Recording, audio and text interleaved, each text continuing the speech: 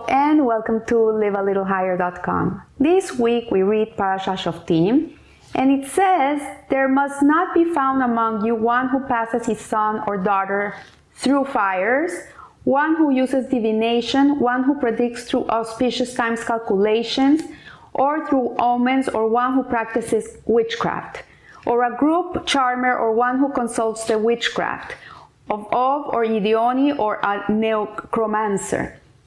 For anyone who does these things is an abomination to the Eternal, and on account of these abominations, the Eternal, your God, is driving out the nations before you." And then the Torah says something that is beautiful. It says, "You shall act tamim." You should be tamim. You should act straightforwardly. You should act wholeheartedly with Hashem, and then you will be with the Eternal, your God. So this pasuk, that we should be straightforward, that we should be wholehearted with God, many commentators say that this word tamim really means simple. To be a simple person in front of God. And so what are we? Is the Torah encouraging us to be fools? This is what it's telling us? Because for us, the word simple, a simple person, is a person that is, a simpleton. So in reality, the Torah is telling us here that one thing is to be a spiritual person. A spiritual person is a person that has a connection with his soul, is a person that is searching, is a person that wants to be connected to God or something bigger than him. And this is very much encouraged in the Torah life. Like you're free to question, maybe not always you're gonna get the answers, but we can question and we can search and we can get to know Hashem through learning Torah and doing mitzvot. But spiritualism, on the other hand, is something that is forbidden to us, and it's described as the practices of dabbling in the occult, such as trying to communicate with the dead.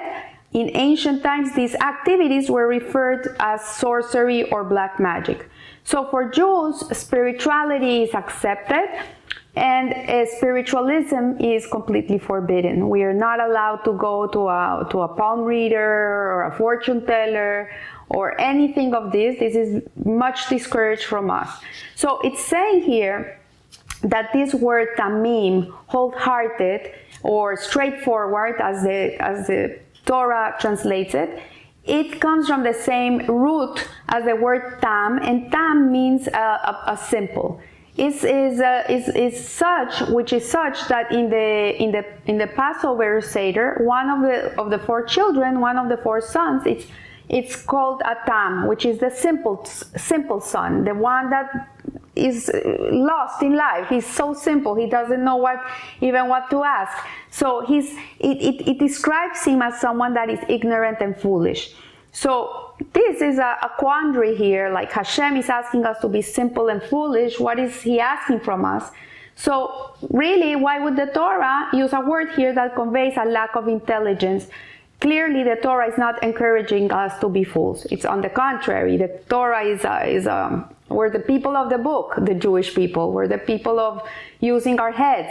So the accepted explanation is that the Torah does not mean simple in the sense of unintelligent or fool or a person that doesn't know anything. Really simple, it's talking about in a sense of straightforward and wholehearted, a person that is simple in his faith. And the Rebbe Shalom Dov Ber Schneerson of Lubavitch, he has a beautiful discourse called Exploring the Soul. It describes that there's Reuta Deliva, which is a simple emotion that is embedded in our essence.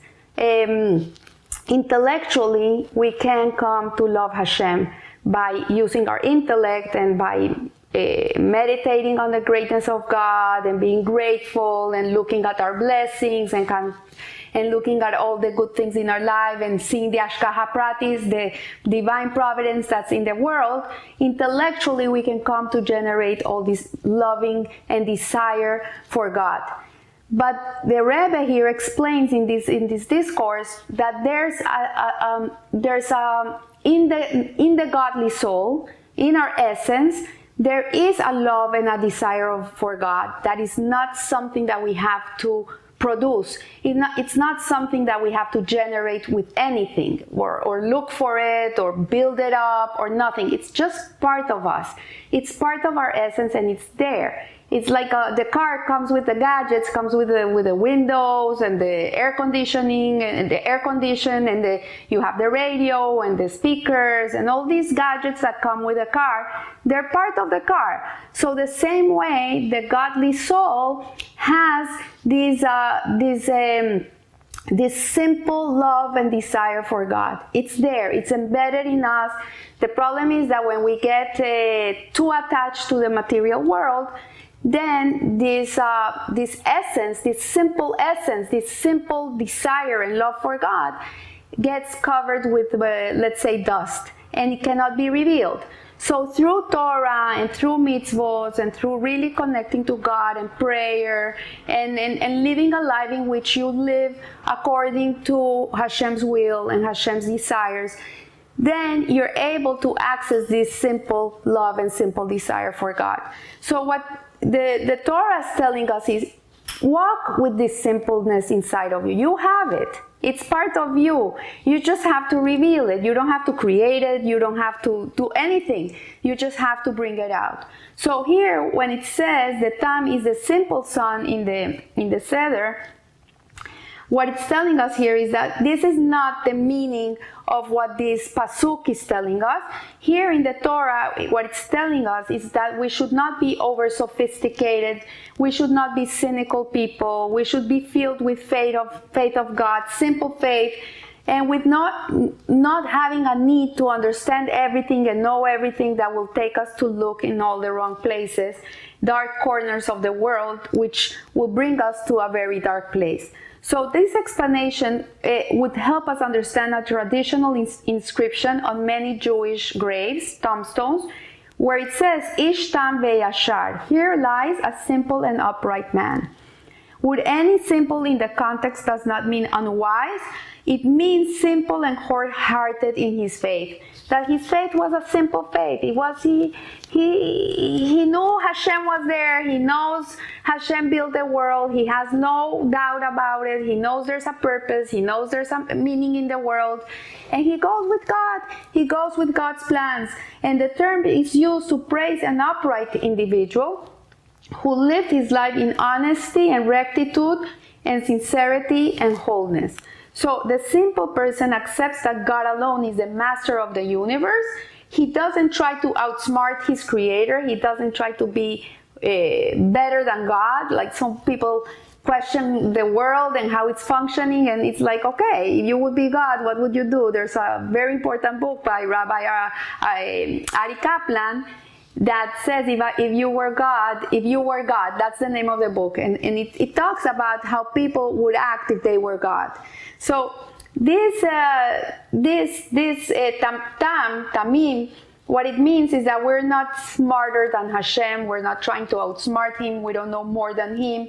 And if God decides to take his loved one, he does not feel the need to find this loved one, this person that left this world, have to go to witchcraft and all these people to be able to connect to their loved ones. They do it in a different way. They do it by donating a separate Torah, by doing more mitzvahs, by helping a person in need. And that's the way, that's the Jewish way in which we connect to our lost loved ones. So the simple and upright person is one who bows his head to kiss a Torah. He's a person that has respect for rabbis. He's a person that's respectful to everything around him. And the founder of Hasidim, the holy Baal Shem Tov, he says that he taught us that people of simple faith are so special that their prayers can pierce the heavens. They can just open the gates of heaven because of their sincerity. They're sincere. They're genuine. They're not trying to be something that they're not. So this quality of simplicity sheds light on an enigmatic sequence in our prayer books. One of the prayers that many people are familiar with, Enke Elokeinu, and which is En Kelokeinu, right? So some communities recite it daily and some leave it for Shabbat. The words mean, En Kelokeinu mean there is none like our God. Then in the next line we say Mi Kelokeinu. So who is like our God? Now surely we should first be asking who is like our God. First we should say Mi Kelokeinu, who is like our God, but instead we say En Kelokeinu.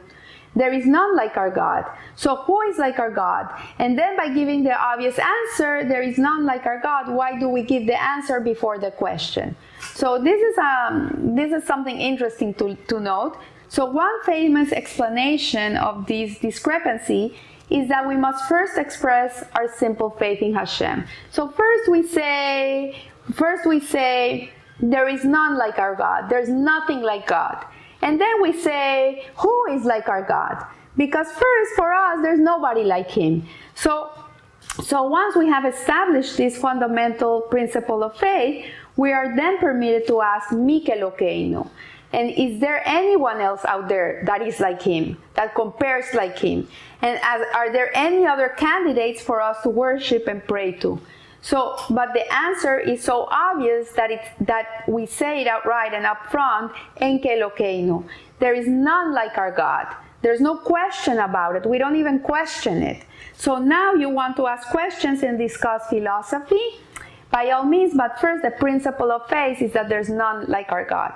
So also the difference between a person that is a tamim, that is a wholehearted, straightforward person, and a person that is a non-tamim, is the ability to immediately accept new things.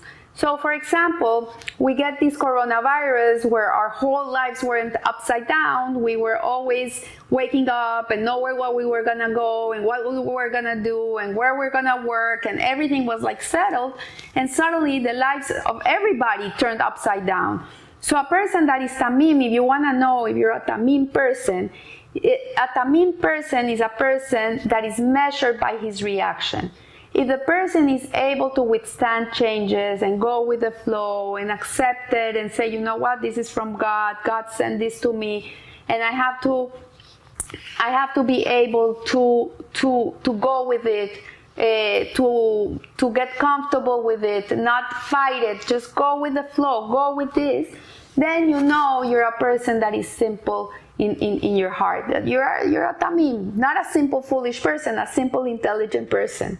So we see here that the questions in the Passover Seder, we see that the Tam, that is one of the four sons, also asks questions. He also asks questions, and the Talmud is filled with questions and arguments, propositions and rebuttals. We're not meant to stay quiet and not question. The Jewish people are meant to question. You know, the other day I was listening to this girl that converted to Judaism. And she came from a very, very religious, frum Christian family. And she says that one of the things that turned her off was that she could never ask questions. Every time she went to the church, to the priest, and asked a question, he would go like, shh, shh, don't ask. Here we don't ask. We have simple faith. Here we don't ask. And this girl, she had so many questions. She was a person that wanted to know. And she went to college and she started learning different religions. And when she came to the class on Judaism, the first thing the teacher said when they came in, he said, "Welcome to the class of questions." Judaism is a religion of questions. And when she heard him, she says, "Oh, he got me. This is it. This is the place for me." So we are meant to question, we're meant to challenge, we're meant to understand what we need to understand. And we start with the premise of believe and then ask questions. First we have to believe. Now, a non-believer is always going to find the reason not to believe. But a person that believes is a person that is looking for answers to believe. So we see here that we must believe and then ask questions like En Kelokeinu, Mi Kelokeinu, with simple humility and with sincere, wholehearted and genuine faith and trust in God. So we're beginning a new month. We're beginning the month of Elul, God willing, this week. And it's a month of teshuvah, it's a month of return, of going back to who we really are. The opportunity is huge. But the first step to being able to connect to God, to do teshuvah, to return, is to be simple, is to be wholehearted, is to be straightforward. This is the first step. Because if we're haughty and arrogant and full of pride, we can never come to achieve a true wholehearted teshuvah.